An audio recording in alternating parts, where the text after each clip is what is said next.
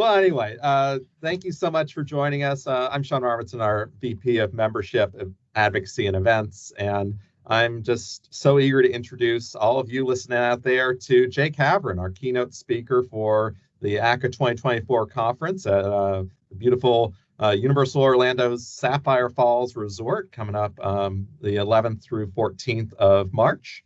And I'd like to introduce, I'm joined by our president and CEO, Barton James here. I'll tell you, Jake Havron's an interesting character. Our events committee was truly impressed with his pitch to take this on. And, we hope that you'll come with us on an unconventional journey for nearly 2 hours of keynote experience. And then Jake's generous enough to stick around with us for the afternoon. So I wanted to give you a little preview of what you can expect. So Bart, any Sean, if I could, yeah. I mean, I think, I think you getting back and hitting on the events committee, ACCA, as a contractor trade association, looking after the interest of contractors, we were excited, as Sean said, that this is something our events committee wanting to, knowing about Jake through one of the people that serve on that, Cody Navini, from ACCA's board that also serves on the events committee. And that kind of testimonial of what Jake and his work and how it's influenced Cody and his life and his business is what we're excited about bringing to you all. So, make sure you're there. Make sure you're bringing your team members. Hear what Jake has. We all need to lead with influence. We all need to make a difference. This industry is too important for us not to be proud of. And, carry that with a badge of honor as we deal with the challenges, that number one challenge of workforce we're all facing, or the distractions of, consolidation and private equity money or equipment shortages, all of those. We need to come and fill our cups and invest in meaningful things to support your business. So it's a pleasure to get a visit with Jake and hear more, a great teaser for you all and why to be there, or to thank those that have already made the investment. We're looking forward to making sure we got standing room only for Jake's talk and for what we leave with. Jake, tell folks what they need to know, if you don't mind, about you and why this is so important. Well, Bart and Sean, you guys sold me with Orlando, because I was like, all right, well, Disney World's right there. So I'm sure other people will be having that, but I'm honored to coming out to ACCA. And, you both hit it on the head so well, which is the idea of leading with influence. And I know you both have seen this, but maybe you listening right now, there are a lot of manipulators out there. And manipulation is not even just something that's so brash. It could be subtle, like the way people lead. Are they manipulating for their best interest, like to get the contract done, to get the thing done because it's going to benefit yourself? Or are you doing it because you're truly looking to help that person? And that's the fine line between influence versus manipulation. And so with leading with influence, my whole goal here when we create this experience is being able to understand people's blueprints. Because every single human, if you have breath in your lungs and you are alive and well standing, you have an influence blueprint within you. And school doesn't teach that. Most education doesn't teach that. Like, we need to learn what influences people so we can actually lead them further. Right? If there's that person that's maybe still struggling with your leadership skills and they don't really listen, or they're always doing things different, and there's that almost that antagonistic battle, it's like, what if we understood what their influence blueprint is so you could actually speak to that? Because I've seen this, whether it's training, insurance, real estate, business professionals, the whole gamut of industries, every single human has that blueprint, and I'm looking to really teach every single person in that room how to find that and how to uncover that. And that's when everything changes. Great. Some good stuff. I mean, that's exactly what people need more of. So we're excited for you to share that and walk them through that, those opportunities and how they leverage that back with their team and just the challenges of being business leaders. So without giving away all your secrets, can you give us a little glimpse, an example of sort of this leading with influence, and sort of, maybe, looking at a challenging member of your team that you have trouble connecting with and sort of bringing them on board with your vision? Yeah. So I dive deep into the 4 pillars of influence, and that's the whole talk. Like, it's going to be applicable. You're learning it, you're applying it. It's going to make sense for the moment, someone leaves the room. You're going to be able to like get on a phone call and be like, oh, I understand now why they speak to me in that way. So one of the pillars is all about how do people make decisions, decision-making methods. And what I've found is there's about around 8 to 10 different like modes of making decisions. And if you don't know what someone else's decision-making method is, what happens is you start to project your own decision-making methods onto them, thinking that because this is how you are, everyone else is. Well, guess what? Not everyone is possibility-minded, right? You might be the owner, you might be the leader, and everything is like, if there's a possibility for it working, you're going to go and do it. You heard this idea of starting your company and the possibility of creating something, like it gets you excited. But your coworker might be more necessity minded and not so much possibility. They might need to know the deep needs of like, is this an absolute necessity, or they won't move forward with it. So you might be casting a vision, showing the possibility, hey, if we implement this new idea, it's going to work greater. But they're like, I need to know like the basics, because I'm not looking for the future. Is this going to serve me right now, or is this going to serve the team? And that little shift I've seen, where if you speak to more in a necessity mind, and they're understanding, oh, I see how this is a standard, we must have this, versus, oh, it could work. Those little shifts make them take a decision and move faster. So that's like one of many. Another is, are they more completion or process oriented, right? Once again, if you're an owner, most times we're completion minded. We just want to get things done. We're moving. But some people, maybe you listening, are more process oriented. They enjoy the journey. They're here not to just get from steps A to Z, but they want to go from all in between. And when you're trying to get people moving and you're telling them about the next project and we need it done by this date, by this time, yes, it's good to have outcomes and projected goals, but maybe you need to sell the process more. Maybe you need to sell the idea of like, you know what, you're going to be working with this person who's the first time, we're bringing him in. So you guys are going to be having a few months together. It'll be a great relationship you'll be building. You're selling that process, and that's going to get them more motivated or influenced to get the job done versus just get this done by this time. And I tell you, there's so many things, like I could go on and on with this. That's why we're having almost 2 hours, because it's going to be a deep integration.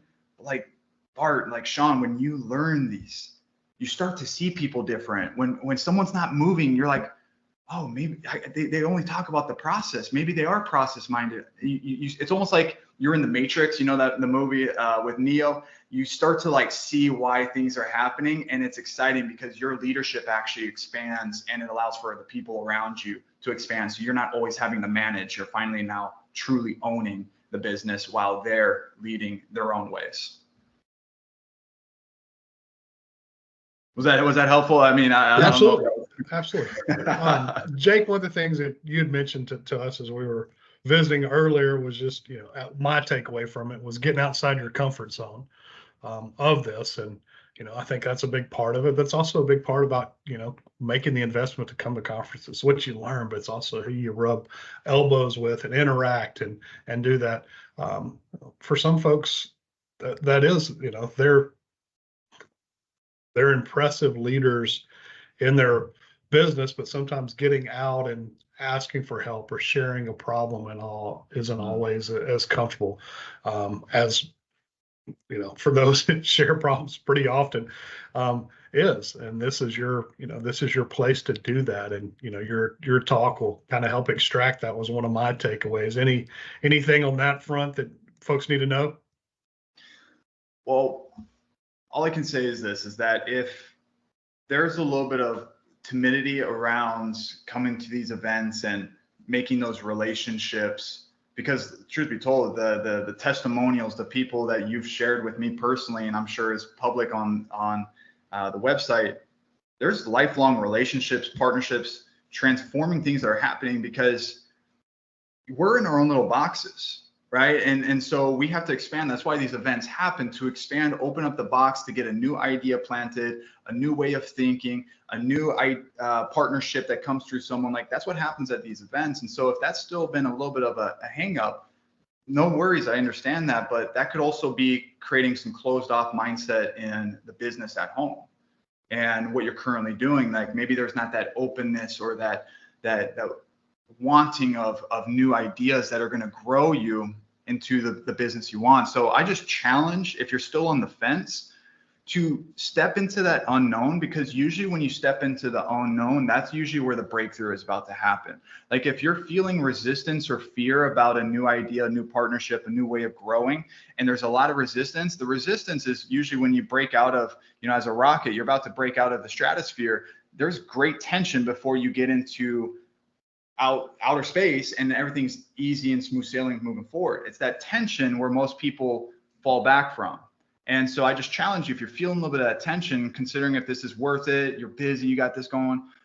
I've heard that, I've seen that, I've experienced that myself. But I believe that this environment that's been made, like this isn't the first time they're doing this event. This event has been going on for years. Like the people there, the new products, the new innovation. Hopefully I get to work with you and connect with you. I think this could be an absolute, I call the word expansion as my word for 2024. I think this could be a year of expansion if you put yourself in an environment to actually expand.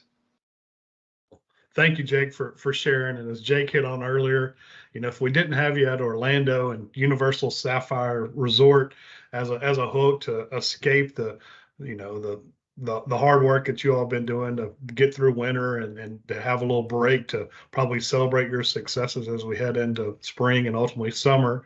But, come fill your cup and learn and challenge yourself. Jake's got, a lot more there that he's going to unpack for us, but can't wait to, get to spend time with you, Jake, and our members, more importantly, to, interact with you and learn from you and get their tank filled and challenge them to do new things. Absolutely. Sean, anything that we're missing here, sir?